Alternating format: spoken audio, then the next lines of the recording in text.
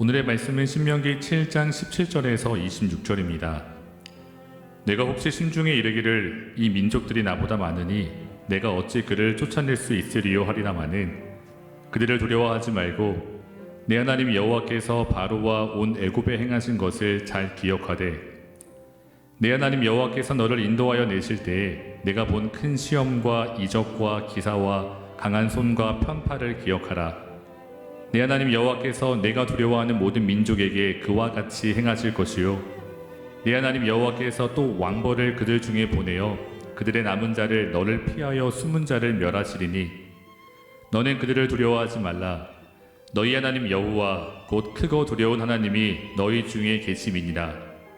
내 하나님 여호와께서 이 민족들을 내 앞에서 조금씩 쫓아내시리니 너는 그들을 급히 멸하지 말라.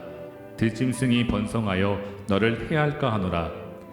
내 하나님 여호와께서 그들을 내게 넘기시고 그들을 크게 혼란하게 하여 마침내 진멸하시고 그들의 왕들을 내 손에 넘기시리니 너는 그들의 이름을 천하에서 제하여 버리라. 너를 당할 자가 없이 내가 마침내 그들을 진멸하리라.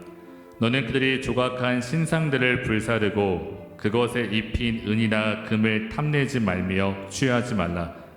내가 그것으로 말미암아 올무에 걸릴까 하노니 이는 내 하나님 여호와께서 가증히 여기시는 것임이니라.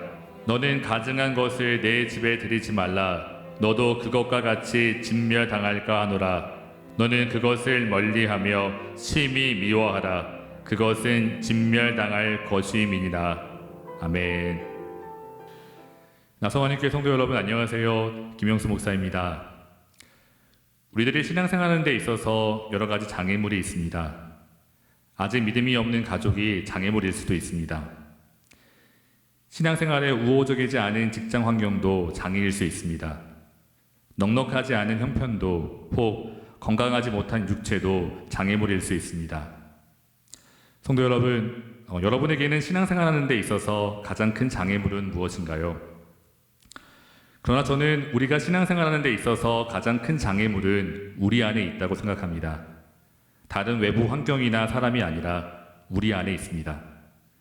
우리 안에는 우리의 믿음을 가로막는 여러 가지 장애물이 많습니다. 그 중에서도 오늘 본문의 말씀을 묵상하며 우리가 극복해야 하는 두 가지 장애물에 대해 생각해 보겠습니다.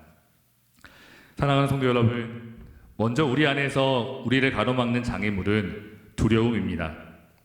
우리 안에는 늘 두려움이 있습니다.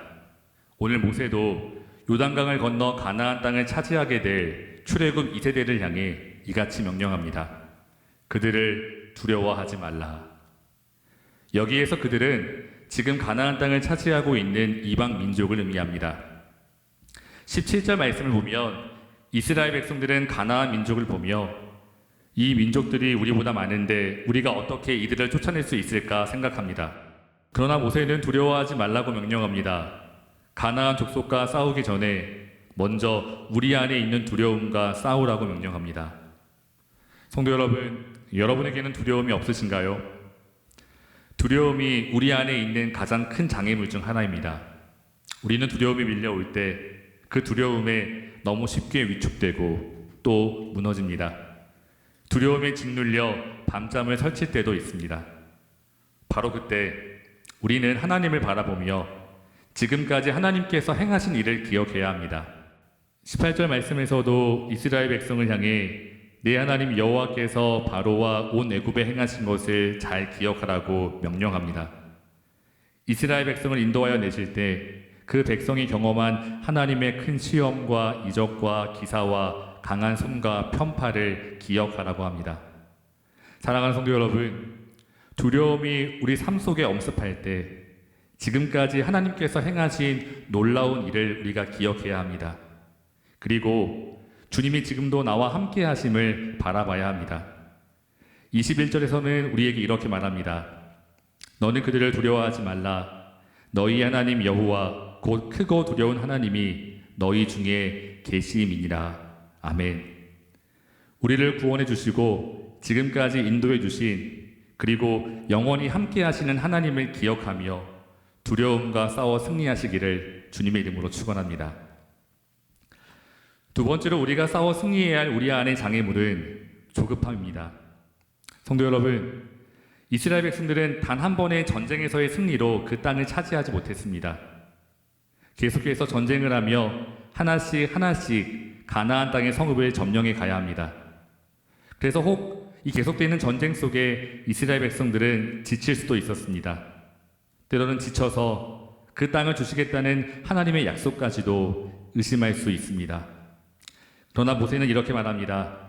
22절을 읽어보면 내 하나님 여호와께서 이 민족들을 내 앞에서 조금씩 쫓아내시리니 너는 그들을 급히 멸하지 말라.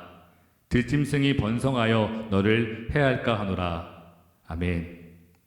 하나님께서 가나안 족속을 이스라엘 앞에서 조금씩 쫓아내실 것입니다. 여러분, 그 이유가 무엇인가요?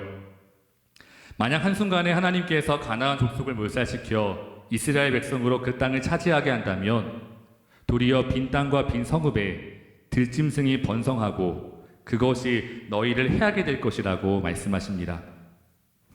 성도 여러분, 저는 얼마 전 신문에서 이런 기사를 보았습니다.